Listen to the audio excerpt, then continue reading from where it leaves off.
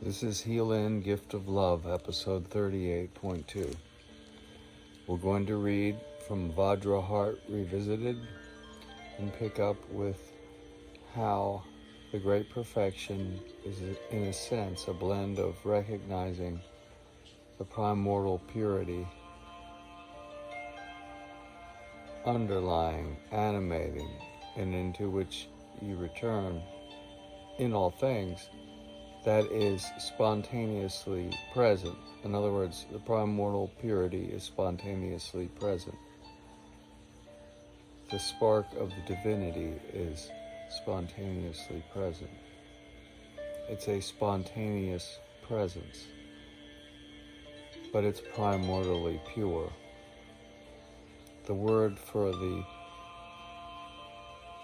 primordial purity was Lungrub, described as Lungrub in the last episode, first part of episode 38. L-H-U-N-D-R-U-B. The vocabularies listed in the description of that episode and the prior episode, or the related episodes. There's vocabulary in the descriptions. Find it or look it up on Google. Then, I think I just misspoke. Pardon me. Kadag is primordial purity. K-A-D-A-G. I am so sorry. Now, Lungdrub, L-H-U-N-D-R-U-B, if you recall, was spontaneous presence. And then we discussed Trichy, which is just a word transliterated into English that means cutting through the obstacles to get to this primordial purity. The other technique described was Toggle, T-O-G-A-L, as the English transliteration of the Tibetan. And that is a leap over, or a leaping over, jumping over. It's a sudden, it's a spontaneous, and you're there. Whereas the cutting through process is cutting through, and the leaping over puts you there. So taken together, you're cutting through the obstacles and obscurations, and each time you recognize them and you just dissolve them with your calm, abiding indifference to the things that otherwise might entice you, your attachments. In other words, this is all insubstantial. I will be playing here for a while as a child with my marbles, but I will not want to grab any of the marbles and attempt to take them with me to the grave. And then we discussed Trikaya, the three-body principle of Buddhism. Just remember there's the notion of there's a physical body of the Buddha, and then there's a kind of light body that can project itself everywhere, and then there's an intangible, absolute body. So there's the Nirmana Kaya, the physical, Sambhoga Kaya, the enjoyment body, and then the Dharma Kaya as the absolute. All right. We're not going to begin by reading from Vajraheart Revisited, but we will pick up at that point of the discussion of the unity of Trichy and Toggle. What I'd like to do is read from words of my perfect teacher, a complete translation of a classic introduction to Tibetan Buddhism, revised edition by Patrul Rinpoche, translated by the Padmakara Translation Group with a foreword by the Dalai Lama. We're going to go to page 251, and we're talking about the Three Wisdoms, the Three Transcendent Wisdoms, and just so you know, the book is, and again, this is referencing Padmasambhava, the second Buddha from the late 8th century AD, and we are told that he is to return and be recognized as the Lotus King to help to lead the defense of the Dharma in time of great crisis. Now this, the patron, even Prince Philip patronized this. I was looking for the date.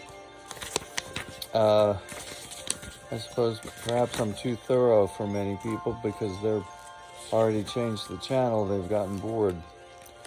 Well, anyway, this is Kunzam Lamai Shelung, The Words of My Perfect Teacher by Patrul Rinpoche. I guess Kunzam Lamai Shelung was his teacher. And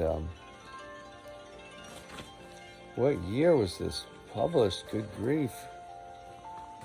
This is the most difficult one I've had in my hands. I'm just trying to see if they had, a website or something I need to reference, and then I keep myself on the straight and narrow in terms of referencing works. This is a division of Rowman and Littlefield Publishers, Sacred Literature Trust. Well, anyway, Words of My Perfect Teacher. So with the Three Wisdoms, Transcendent Wisdom has three aspects: wisdom that comes through hearing, wisdom that comes through reflection, and wisdom that comes through meditation. Wisdom through hearing. This means listening to all the words and meaning of the Dharma spoken by a spiritual teacher and understanding the meaning of those words as they are spoken. This is page 251. Wisdom through reflection. This means not only listening to what the teacher has taught and understanding it, but subsequently reflecting it in your mind and reviewing it, reflecting upon it in your mind and reviewing it, and clearly establishing the meaning through examination and analysis and asking questions about what you do not understand. It is not enough just to suppose that you know or understand some particular subject. You should make absolutely sure that when the time comes to practice in solitude, you will be able to manage on your own without needing to ask anyone to clarify certain points. You see, this teaching, I believe, is the correct way to prepare for death, to prepare to live a good life, to be truly happy. You teach people to do good for its own sake. Primarily, you do that because it makes them happy. You make sure they understand that power, money, and sex are all things, or all tools to be used, but not to be craved. And especially the more we see somebody crave power, the more we know we don't want to give it to them. Anyone who truly would handle power properly, would be extremely reluctant to have that power given to them, and they would accept it and feel the burden.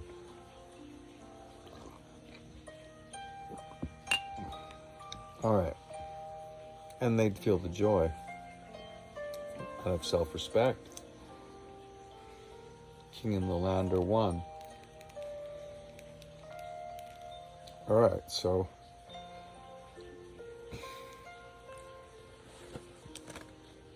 wisdom through reflection.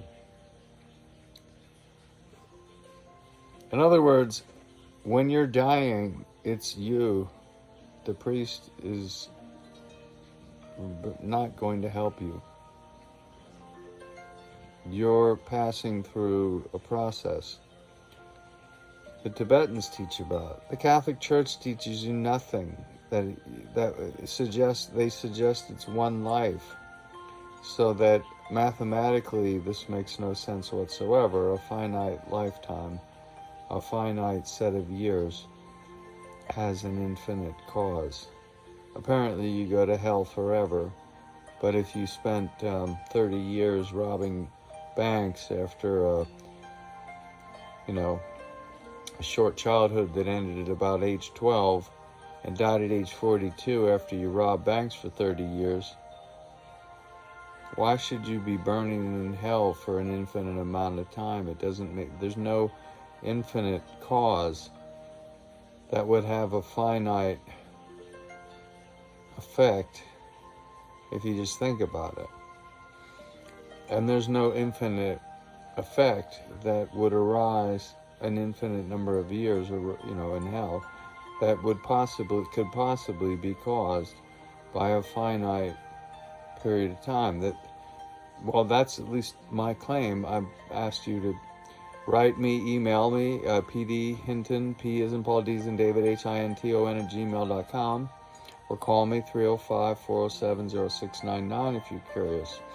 I'd also welcome any donations or any helpful suggestions and critiques. And helpful critiques can be very devastating critiques. They could perhaps say, for instance, the way my hair is tonight and the way I'm speaking is the best ever. Why don't you stop, slow down on your pain relief regimen and become a little more focused like you were tonight, Paul? The suggestion would be welcome, because boy, do I feel like I'm focused. I'm just razor sharp. All right, so the reflection is something you have to be able to explain things to others when you're teaching them. But the teaching of them actually gets you to know the subject better yourself, and that's how it's done in many ways. Teaching and helping others is how you grow, and the self-respect that accrues from teaching and helping others is irreplaceable. Now, we go to page 252, Wisdom Through Meditation. This is 2, 3, 4, 5, 6, 7, 8, 9, 10 pages. So we'll work on this.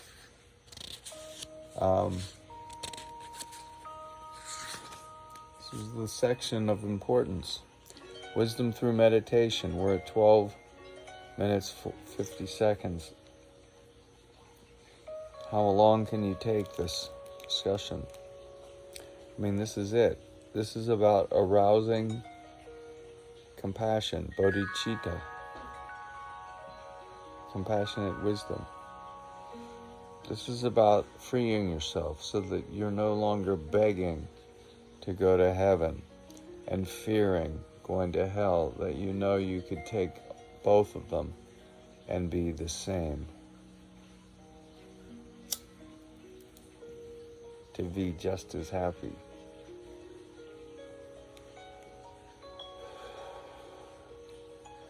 Through meditation, as you gain practical experience of what you have understood intellectually, the true realization of the natural state develops in you without any mistake. Certainty is born from within, liberated from confining doubts and hesitations. You see the very face of the natural state.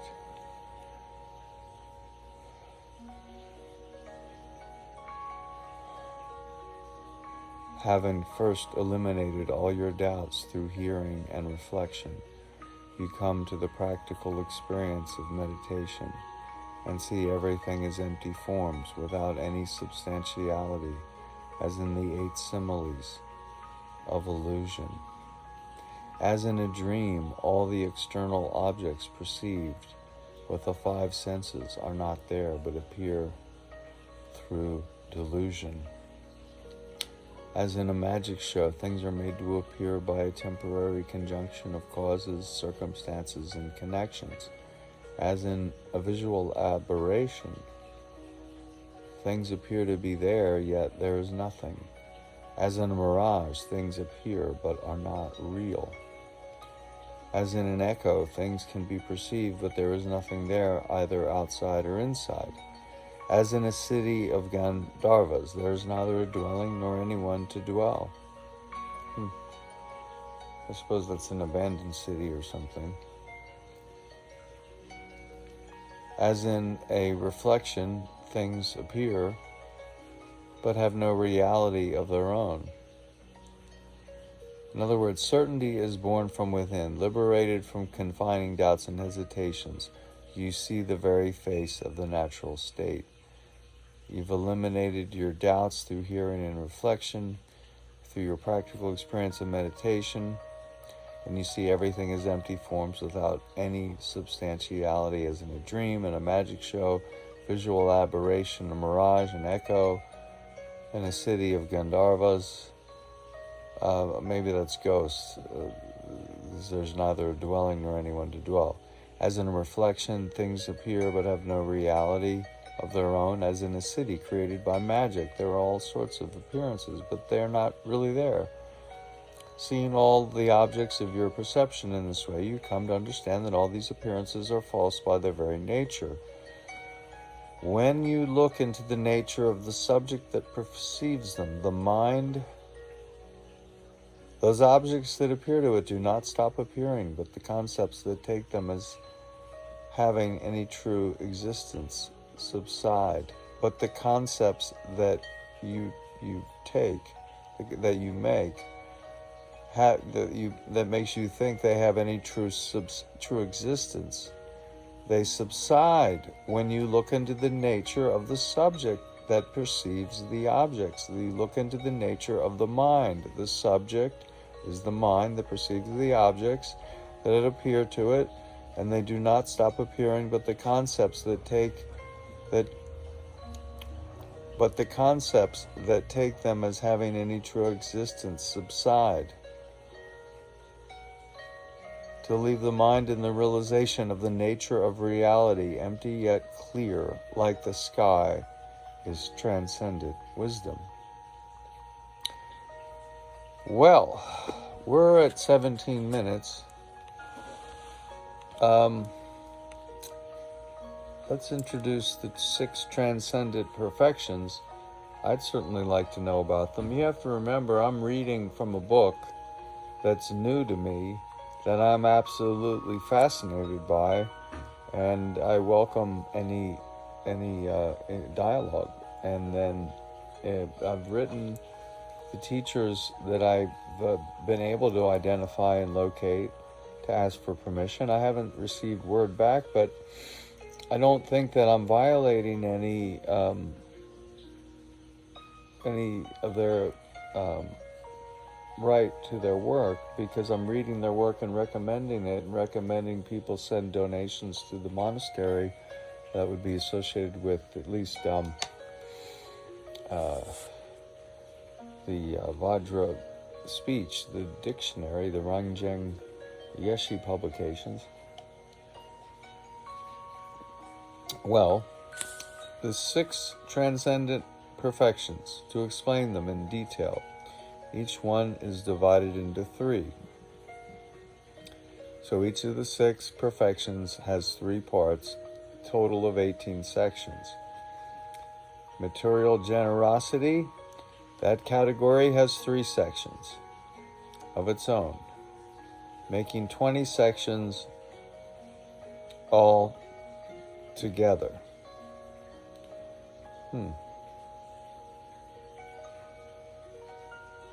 If we add transcendent means, that makes 21.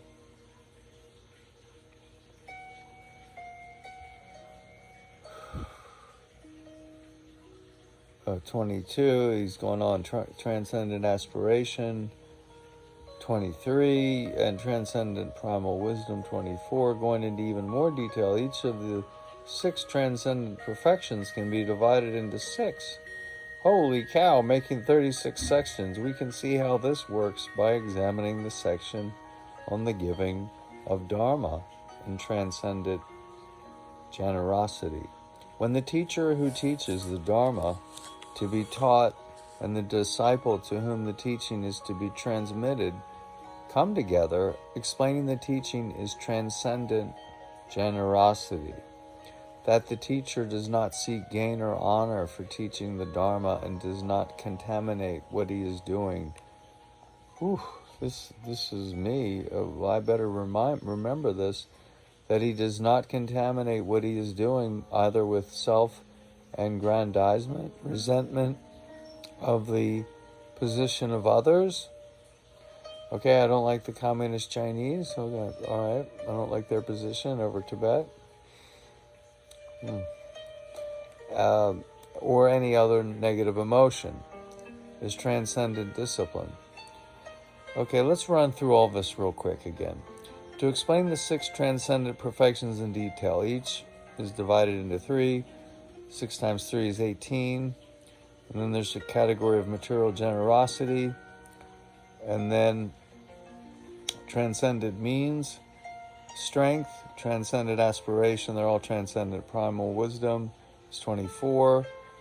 And then going into even more detail, each of these 6 perfections can be divided into 6, making 36 sections, and we can see how this works by examining the section on the giving of Dharma and transcendent generosity.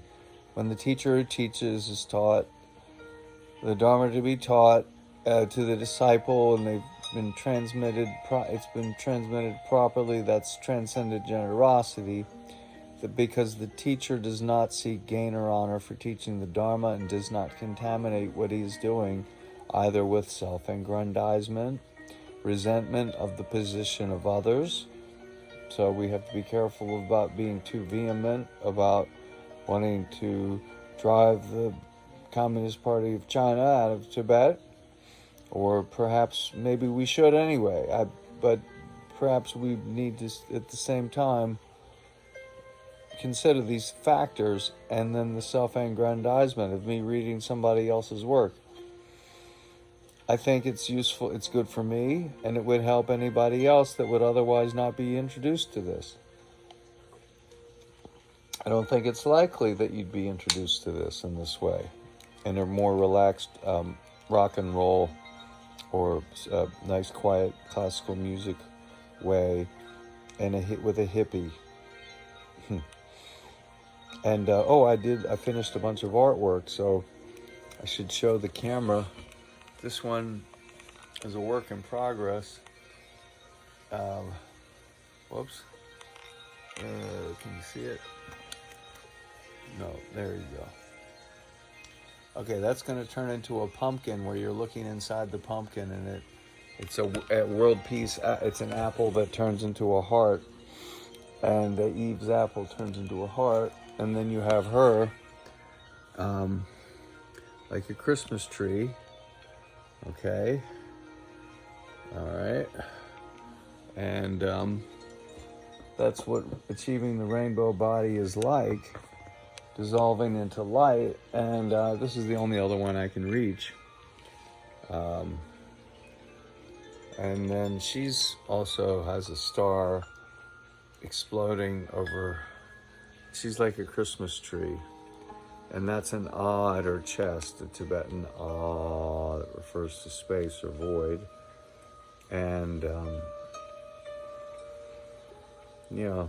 it's like the Queen Vesta of the Druids, calling the Irish to fulfill the prophecy that's due, that after 777 years from 1244 to 2021, or maybe it's 2022, the Irish will overthrow the white glove swindlers and take their rightful place among nations.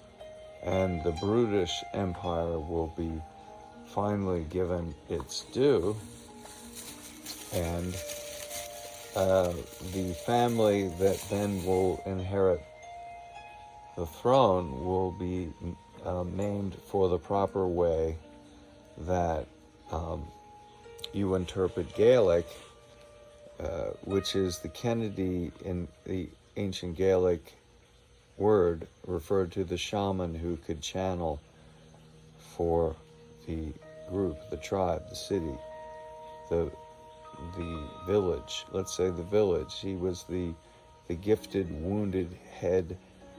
It literally means wounded head. Kennedy means wounded head in Old Gaelic, ancient Gaelic. Kennedy means wounded head, which suggests the wounded healer, which is, you can read about it on the internet. Read about Chiron, which is Chiron, Chiron. It's the name of a planetoid in between Saturn and Uranus, discovered in 1977, and it's named for the mythological trainer of heroes, this special centaur who was not like the other centaurs, who was very wise and trained Achilles and Hercules and Jason and so forth, and was accidentally set up for great agony and pain because Hercules accidentally, he was shot with a poison arrow and his pain was relieved. He traded places with Prometheus, but he's the wounded healer. Interestingly, Chiron discovered there is a program as if the spiritual quarantine over the galactic military prison psychiatric ward of planet Earth, the quarantine over that psychiatric ward, planet Earth, is being lifted. And so they're showing you through the films in E.T., the benevolent energies that are possible. And he's green, he's a reptilian type being. Osiris was green in ancient Egypt, and he's the central Christ-like figure. And Peter Pan is green, and you got the Jolly Green Giant. And then in China, the ancient story of the stone that falls from heaven, the special boy that corresponds to this, it's one of the 36,500 and some stones in heaven. It's a green stone, so it's like emerald symbolizes Lucifer fallen to earth, and green, it has other interesting properties. You have to look into the work of Dan Winter on YouTube. He was banned from the United States. He banned himself from the United States because of a lawsuit by Stan Tenem, T-E-N-E-N. Dan Winter was over the. Stan had a version of the Hebrew alphabet that was, three-dimensional, but then Dan made it so that it corresponded to the phi ratio and the projections through a torus, the light through a prism through a torus. Anyway, he was sued by this man, and so he never sets foot in the United States. I never had a chance to meet him. I wanted to see him in '94 in North Carolina, and I put it off. And I thought I'll see him another time, and then he's been in the south of France and doing guided tours there. And his YouTube channel is incredible. It's full of all of these analyses of things that are very important to me that I haven't had time to research. No way like that. And Vincent Bridges discusses the secret School of the Night with John Dee as well, and how they, School of the Night, the spies are working for Queen Elizabeth, and how they worked the magic. John Dee literally did white magic and changed the course of history by getting the star beings energetically steering an energetic burst that then destroyed the Spanish Armada because of the storm that was sent their way, and then sank the overwhelming force that would have overwhelmed the English Navy. And that's in Vincent Bridges' work and Dan Winter's videos, and he just goes into the whole, like in the Shakespeare folio, the title page has an AA scribbled in there. AA is Athena, magical word like America or Asia, Africa, Antarctica. Alleluia. The Athena, though, also is the goddess.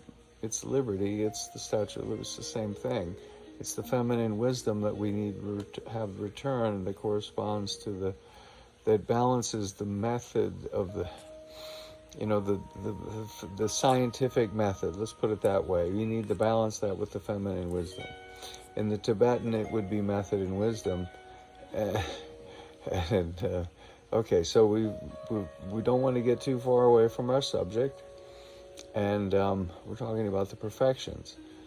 And we'll return in a second. But I've been so inspired so inspired by how I feel. And I wish you all that sort of happiness and self-respect. I'm so proud of myself. The artwork that I've done, I don't know if you can see it. I'll turn it around, it's far away. There's 5 more right there. And there's 5 around me. There's 5 around me. There's a total of 10 for Charlottesville Art Show, if all goes well. Probably after the holidays. Because that would be way better for any kind of attendance, February, when everybody's bored. And then they can go and see my art, and I'll have it. I was thinking of doing a Christmas tree, actually, and having them hang, the pictures hung, because achieving the rainbow body, dissolving into light, like the way Obi-Wan Kenobi dissolves in Star Wars, as Darth Vader's just about to strike him. He's instantly freed. He's finally freed. And the hate of Darth Vader bounced back into Darth Vader. It didn't hurt Obi-Wan Kenobi. What Obi-Wan Kenobi did was then achieve even more power and grace. As he said to Darth Vader, you only make me more powerful, or, you don't understand what you're doing. So, all right. Enough about that.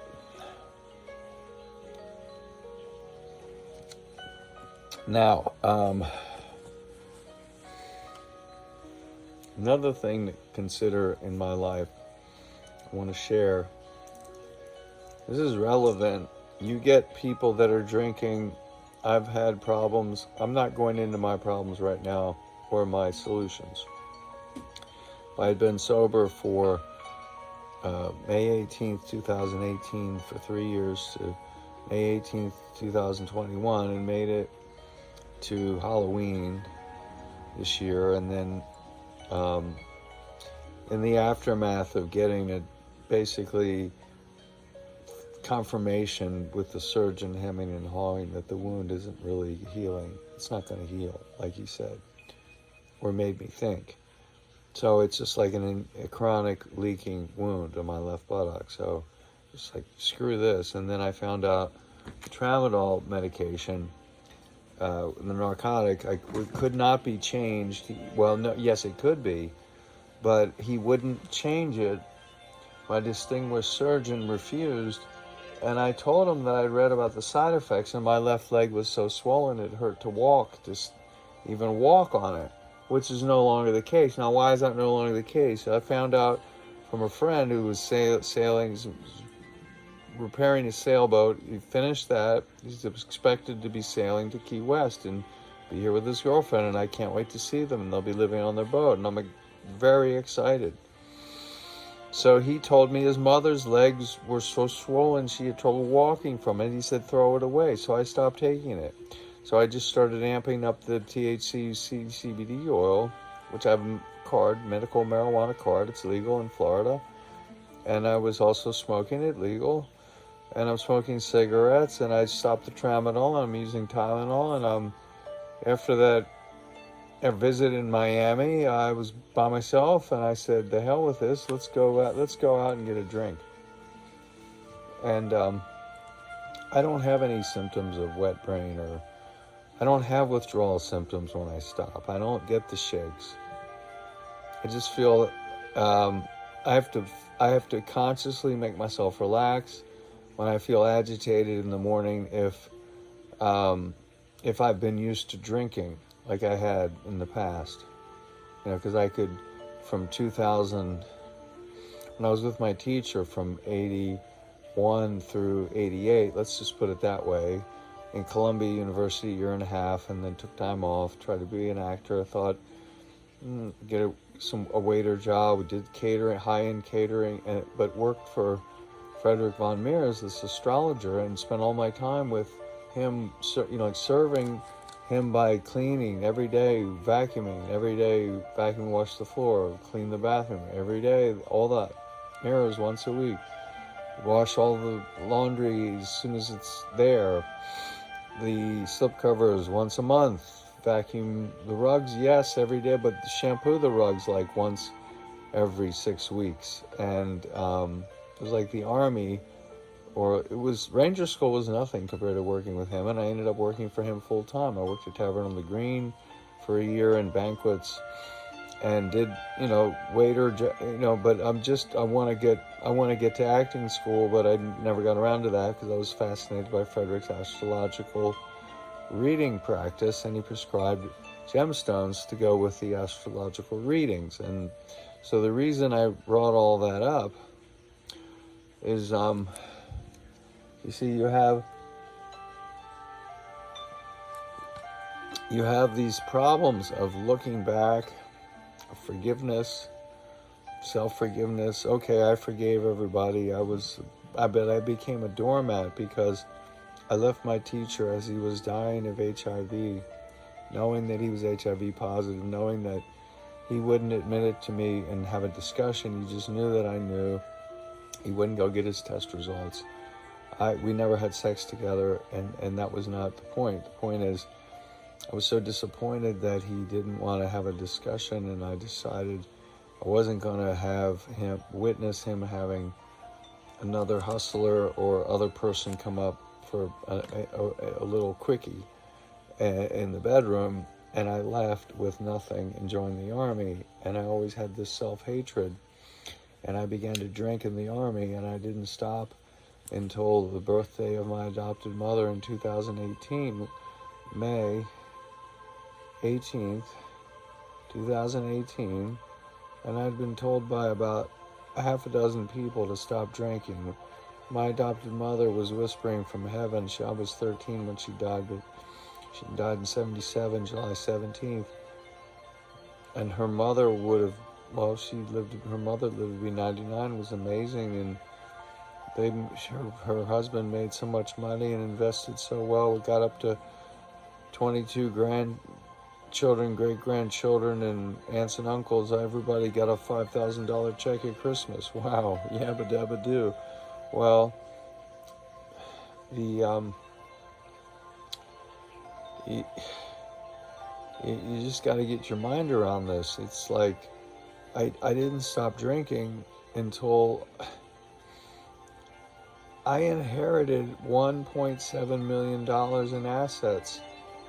I blew it all starting a show called A Strange Universe, hosted by Sean David Morton, investing with Mad Hatter Coffee and Tea.com, about a total of $49,000. Let's say 48,000. I didn't get it, never hear from them, got nothing, no contract to sign, nothing. They didn't do anything, nothing. It was all like a handshake that went awry. I've spent about $70,000 for an RV and a team to do a YouTube show. We're going to drive around the country, and we do, like, I'm running for president.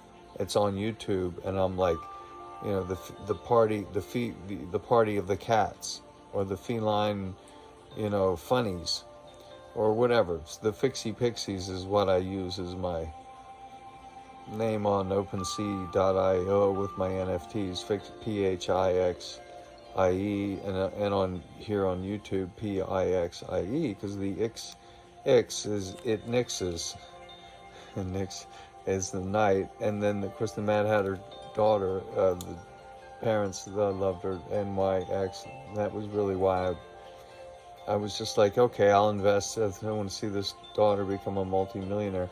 Well, maybe they will be, and maybe I'll get something from that. But what happened was then I ended up getting used to having an 8-ball of cocaine a week, and all the liquor I could drink, whatever I wanted, at any price. So I plowed through all that money and ended up homeless in South Beach, Miami, and then and that was 2015 in May, and then didn't get sober until I was in Key West 3 years later on my adopted mother's birthday. And the other person that, besides my mother and grandmother, would have said get sober is my adopted father, Happy Jack, but he wasn't vehement.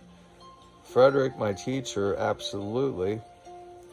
A counselor I had after I got caught sneaking into the hospital, stealing the hospital gowns, those shirts that were cool to wear, my friend and I did, and I managed to get caught. He didn't get caught. And, so I had those people, and then Jock Yellett in Charlottesville, with whom I lived for 13 years, who's still a lifelong best friend, one of the best men that I've ever known. Now, what I'm saying is he was very vehement against this kind of drinking. He warned me. Okay, I didn't listen. My mother didn't, not my birth mother. My sister, not really, no. Nobody else, except Butch Tavares of the Tavares brothers, before I invested in his video with $25,444 to make 24/7, which is a great wedding song or rehearsal dinner, or a culmination of a romance kind of song. I'm in heaven 24/7, girl, what you do to me, and all this. And so look it up on YouTube. So I did all of that. Oh, and by the way, for which the Tavares brothers are giving me a free SUV, a used SUV they don't need, and I need a truck. 78,000 miles on it, 4-door, perfect GMC Taco. Sounds great to me. All I have to do is get it down here from Providence. Now, what I'm getting to is the date of May 18th was my adopted, she was part 1/8 Blackfoot Indian. She was psychic. She got premonitions. Her palm would itch, and she got premonitions. She died at age 39. And she was Carolyn Mae Hinton, M-A-E. But her maiden name was Rock, R-A-C-H. Her father made himself a multimillionaire through concrete construction, taking over that part of the company from the Meyerhoff boys, the second generation of a wealthy real estate developing family like Levittown. That the boys wanted to do art and support the theater or start a small luxury hotel like in a Perry Cabin and endow museums. So my grandfather took that business, and they'd trusted him, and he turned it into Paul J. Rock Concrete Construction and built the wall around, the separating wall and the beltway around Baltimore. He built the whole thing. And I got to work one summer just, part-time, and before I could be properly insured, but I got to do some of it. And my point is, Butch Tavares' birthday, I called him in the hospital in January and then into February, second time, I was panicking, and he just basically reassured me, whatever you've done is done, it's over, and it's caused this to happen, and now you have to put it in God's hands. You cannot continue to criticize the surgeon, the nurses, the surgeon, your other surgeon, or anything else in the way that you're doing. You sound like you're a raving lunatic, like, basically. And I said, by the way, we were talking about sobriety, and I told him I got sober on May 18th, 2018, and it turned out to be his birthday. How about that?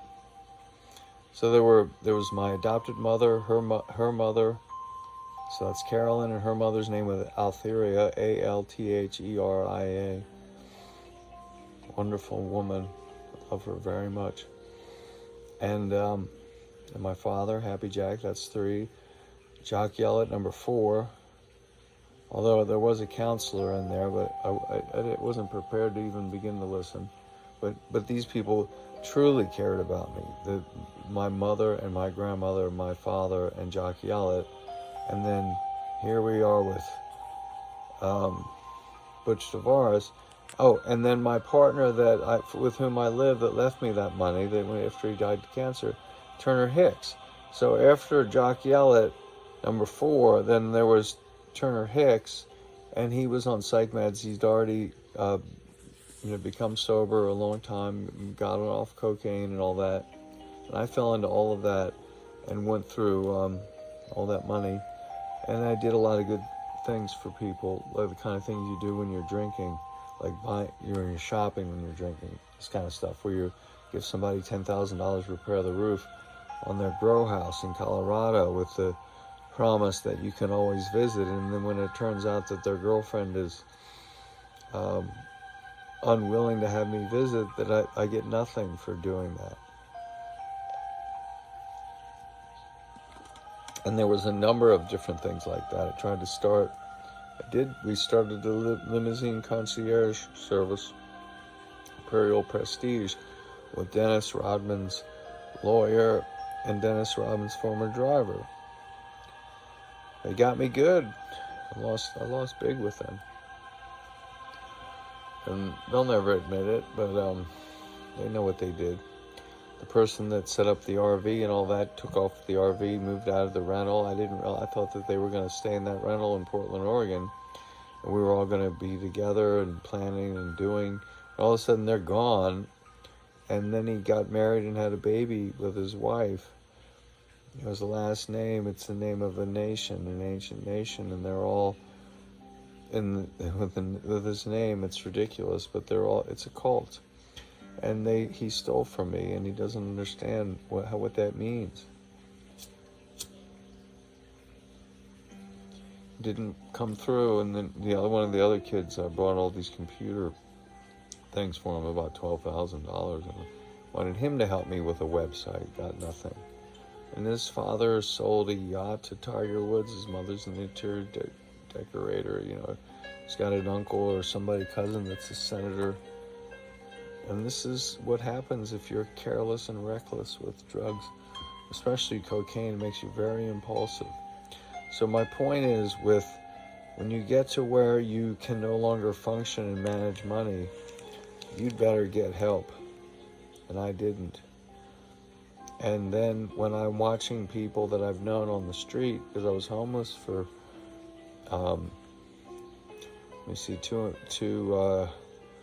2015, May 25th, all the way till basically to the day I decided to become sober. I was no longer homeless. I was going to the Patterson house by June of 2018. So that suggests that's 3 years. It's roughly 3 years, and then I had 3.5 years of sobriety, and now I'm not sober, but I'm not out of control now. But I've watched many of the people that were homeless die, and I was with at least 3 people that died the next day of fentanyl, heroin, and now the fentanyl is mixed in the cocaine, and this isn't just to make money. This is deliberate to destroy people, and this is the Chinese Communist Party. They're giving it, making sure the Mexican cartels have it. I suppose it increases the profits if it makes everything more potent and it's all laced, both cocaine and heroin. But this is a terrible thing to be ODing and then watching people drop dead, alcoholic types, just horrible, in bad shape. But the worst part is when they become so wet-brained that they can't function. They have to keep going back to jail, and some of them have been arrested, not just 50 times, like 70, 80 times. These homeless guys, they get in there for an open container, a beer. If you're a tourist or resident, no problem, but if you're homeless, immediately go to jail for no less than 24 days.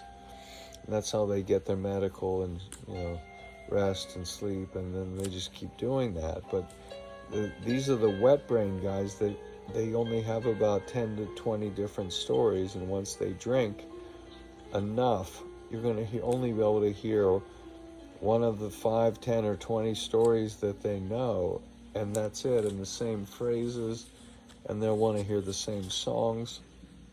It's a sad thing. So I'm watching a friend of mine that can't, when I say a name, let's say I said Marco. I said, you were with Marco. You had appetizers with Marco. No, I didn't. Who? Marco. No, I didn't. I said, come on. And I call him Marco, silly, don't you remember? And let's pretend I'm talking to a woman, so I call her Susie. Susie, I'm talking about Marco. I call him Marco, but you like to call him Polo. Oh, she's like, no, I didn't have anything with him. And then a minute later of this banter, of this pointless banter, because I just talked to the person in person. I just ran into him and he said he had appetizers with Susie. She says, oh, you mean Marcus. I said Marco, I call him Marco, but you like to call him Polo. And you mean to tell me you don't remember eating with Marcus? And now that you remember that I said Marco, you said, this is what I'm dealing with. And I called this woman on it and said, this is a symptom of wet brain. And you can see that with the Pitchfork Bandit on the video I did in the comedy section in episode 66, parts 1, 2, 3, 4, and 5. He has wet brain. He'll tell you. We could interview him about that. And you need to be aware of that if you're a heavy drinker. That's your destiny. You're not going to remember who you are. It's going to be very sad. And if you're a single woman that depends on money to attract people or bring them around, and then you lose your looks, you may still have the money, and then you can't remember very well, but you can sort of make it through. You're going to have the worst people around you, just sponging like a crate, like taking everything.